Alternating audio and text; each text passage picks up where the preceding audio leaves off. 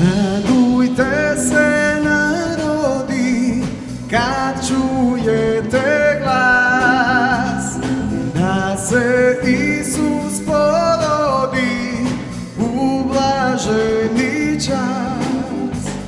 Svaki narod čuj, čuj, i Betlemu pristupljuj,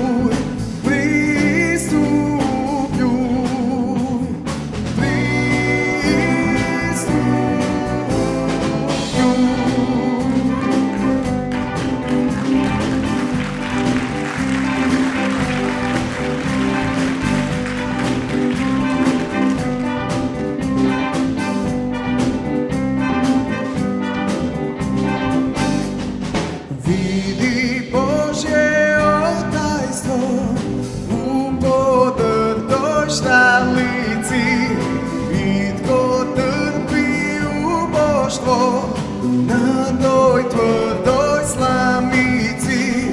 To tajstvo čuj, čuj, i k jaslicam pristup.